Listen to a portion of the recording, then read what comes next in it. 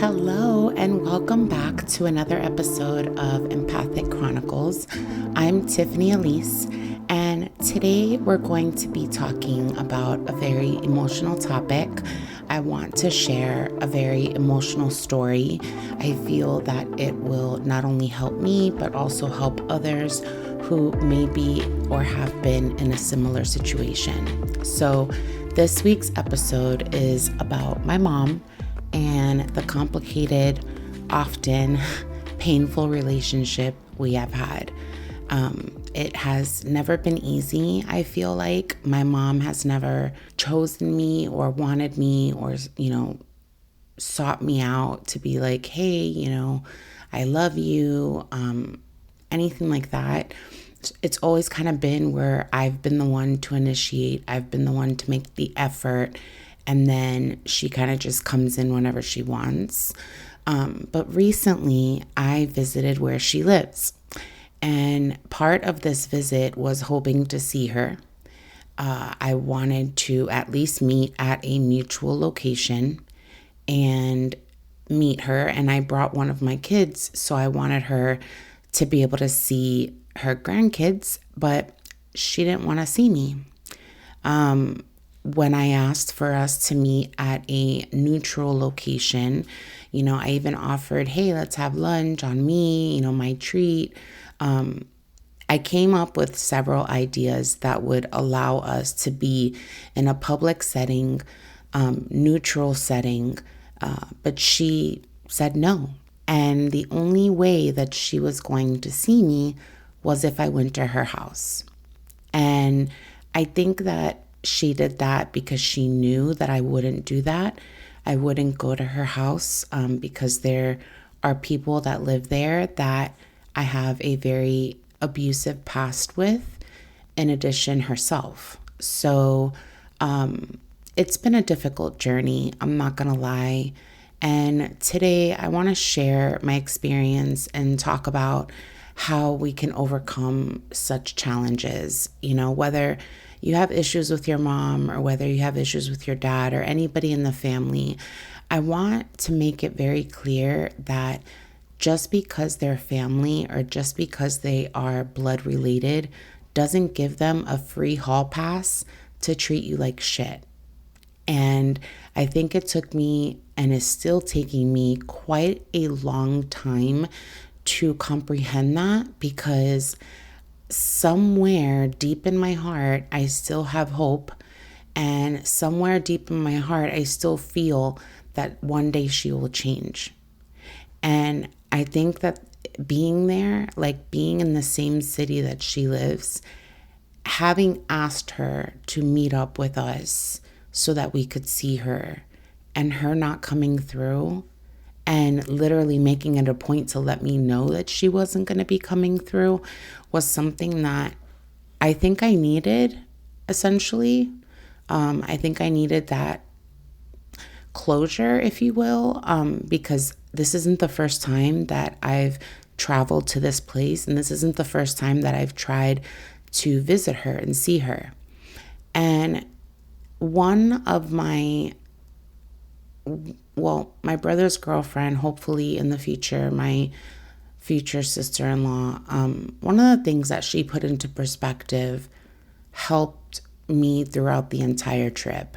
And that thing was, not everything deserves a reaction. Not everything deserves you to pop off. And, if you know me and if you don't know me, I am someone who is a recovering pop offer. Most of my life, I've lived it in a fight or flight position, especially my childhood. So it can be easy for me to pop off. But since I've been in therapy, thanks to therapy, and since I've been getting the help that I need so that I can find closure in the things that hurt me, I noticed that reactive personality or reactive behavior has become less and less. And I'm grateful for that. But unfortunately, it's because I'm kind of learning that this is just the way that it is and it's never going to change. Growing up, My relationship with my mom was rocky, to say the least. If you haven't yet, please be sure and tune in to previous episodes that talk about mommy issues, my journey from mommy issues into becoming a Christian, and so on and so forth. There are several episodes that touch on. But there were moments of love and connection between my mom. Very few, very seldom, very much like forced, not natural. Just thinking back, like when I won that Oklahoma City bombing writing contest to the victims, I think that was the only time that I ever really heard my mom tell me that she loved me and she was proud of me. That's just never been her. And I've taken that at face value for so long. But that, in addition to everything else, just has added up over the years. So yes, there were moments of love and connection, but they were often overshadowed by instances of neglect and abuse. And she's never apologized for the things she put me through as a child, and that lack of acknowledgement has been a heavy burden to carry. I know, and I've learned through therapy, that an apology isn't going to heal the situation. An apology isn't going to fix the situation. That's a big one. But I think the acknowledgement and the awareness, and at least letting the person that you hurt for most of their childhood, let them know that you realize that happened. You realize that neglect and abuse that happened. And whether you're sorry or not, hopefully you are, that would just provide so much closure for me, because I noticed that as an adult, I struggle still with issues of neglect or abandonment as a result of things that happened to me growing up. And I don't want to carry that into my children. And so I'm really working through a phase right now, mentally and emotionally, where, for example, I took this trip to kind of affirm whether or not I was going to be able to have a relationship with her. And then, in addition, just working through therapy and journaling and writing my book, and really getting that stuff that's been suppressed, that hurt, that pain that's been suppressed for so long, and bringing it out. It needs to come out. It's not healthy for me. It's not healthy for anybody around me. And I'm well aware of that. So this has been a huge part of my self-growth, growth mindset type of experience. Obviously, you can only imagine visiting her recently, or trying to visit her, because there I go again, trying to be optimistic. But it brought back all those old feelings back to the surface.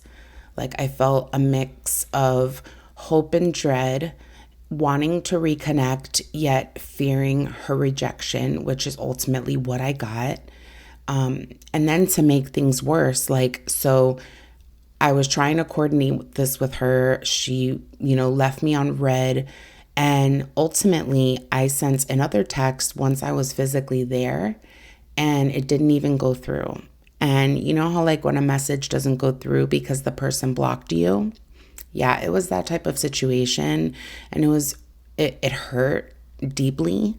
But it also made me realize something important about overcoming painful relationships.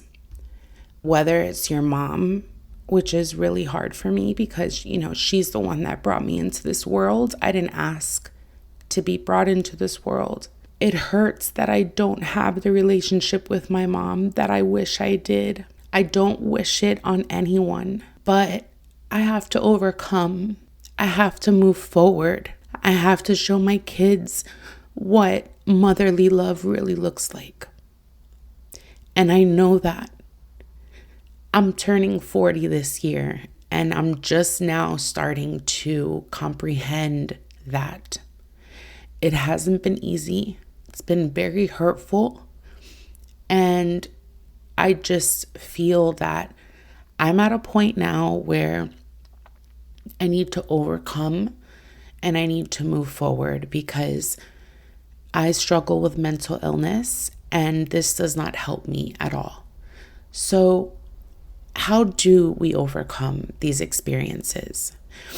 How do we move forward when someone who should have been your source of love and support has been a source of pain? So, the first thing that I want to say is to acknowledge your feelings. And that's something that I didn't do for so long because I didn't think they mattered, because I grew up and it was constantly like, just put up and shut up and, go to your room and get away from me. Unless I was doing something for her, then I was like the best thing ever, right? But nonetheless, it's crucial to acknowledge the pain, the hurt, the anger, and the sadness, and allow yourself to feel those emotions without judgment because they are valid. Like, for example, when my mom refused to see me, I felt rejected all over again. But I literally went into the bathroom where we were staying and I allowed myself to cry, to be angry, and to mourn essentially the relationship I wished we had. Seek support. Talk to someone you trust.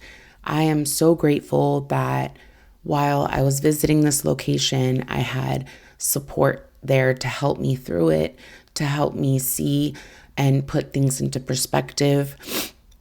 So talk to someone, a friend, a therapist, visit a support group or join a support group. Sharing your story and your feelings, it can be incredibly healing. Now, if you're someone like me who's an expressionist, I often like to basically share my feelings through words. And so I write a lot and then I utilize the things that I write as like quotes and inspiration on social media for people to use, because I'm sure I'm not the only one that has gone through this or is going through this. And I want to be a source of support for somebody that doesn't have anyone's support. And I'm really, really grateful for my family who I visited and my friends that I saw, because they listen without judgment and they offer the comfort that I need. And that's really all I want. I don't expect anybody to fix my situation. I know it's fucked up. I know it is what it is, but I just want to heal and overcome from that. Setting boundaries. This is huge, because this is kind of, I guess, how we got to this point. The minute that I started to set boundaries with this person, they changed, and it was all like, it was such like manipulative and narcissistic behavior to ultimately turn that around on me. But setting boundaries is understanding that you have the right to protect yourself from harm or from further harm. And setting boundaries is not about punishment. It's about self-care. It's about self-love. It's about appreciating and valuing yourself to not deal and or go through those things. So, example, I decided that for my own well-being, that it was best for me to not reach out to my mom again until she shows a willingness to acknowledge and address our past. So will that ever happen? I don't know, and that's something that keeps me very pensive oftentimes, because again, that little piece of hope. But I think after this trip, I'm in a I'm in a much better place, and I can acknowledge and move past. Whereas what I want her to do is reach out to me and at least show me that she cares. Or even if she's listening to this podcast right now, just to maybe, I don't know, have an answer for some of the questions that I have, But anyway, focus on self-love and growth. And I've mentioned this a few times throughout this episode, but it's so important to invest time and energy into things that make you feel good and help you grow. Whether it's blood, family, or friends, that environment has to be just as fertile and, you know, open to growth potential to the nth degree, because anything less than that is just unhealthy. This could be hobbies, this could be going back to school, or it could be personal development, or it could be just going to therapy. That alone is a journey, and it can involve things like journaling or starting a podcast. But there are so many things out there that will enable you to invest time and energy into things that make you feel good, like working out, things like that. I personally started journaling more regularly because I'm in the process of writing my book.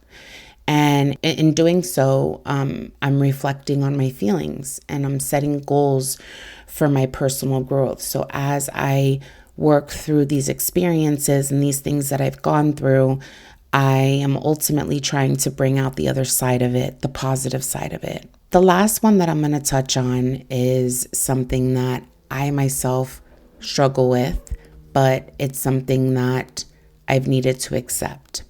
Forgive, but don't forget. Now, forgiveness, and this is something that I learned, forgiveness is for you. It's not for the person who hurt you.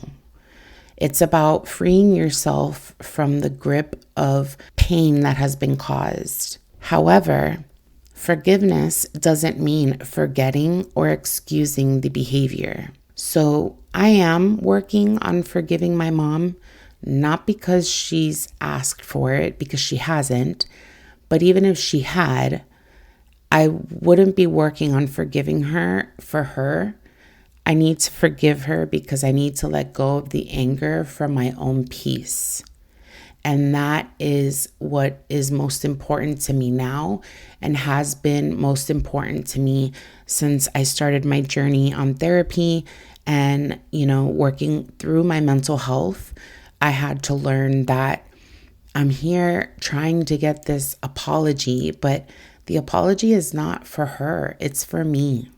And so if I never get it, I can at least forgive her for me to let go of that anger, let go of that pain so that I can live the rest of my life in peace with my nucleus, my family, and not repeat those behaviors and break the cycle and be the difference, which is the title of my book that I will one day publish.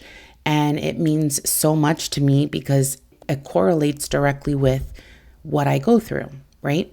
It's not an easy path. It's not an easy path. And I'm so thankful for the space to be vulnerable today. And I think this is the first time that I've truly cried on this podcast. I'm sure this won't be the last time, but yeah, that was tough, because it's not an easy path and there's going to be setbacks in your healing, whether it's your mom, your dad, a cousin, whatever, a friend, or a relationship that's just irreconcilable, but overcoming these challenges is possible.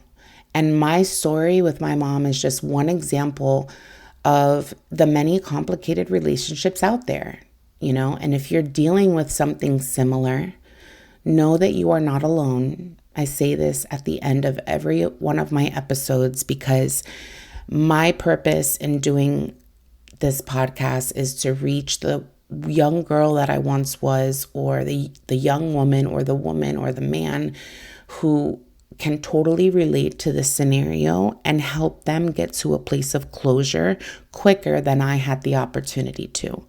That's what I want. That's my goal, is to reach people and show them that they are not alone and that healing is within reach. It is possible.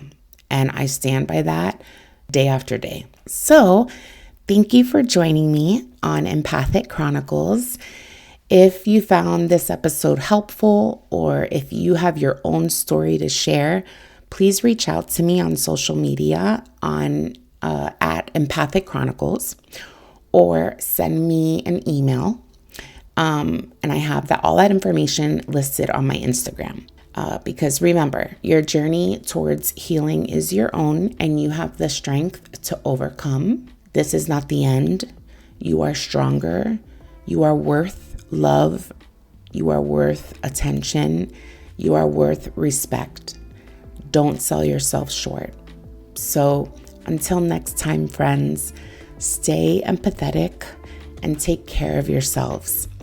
I'm your host, Tiffany Elise, and I can't wait to chat next week. Have an awesome week, and thanks for listening.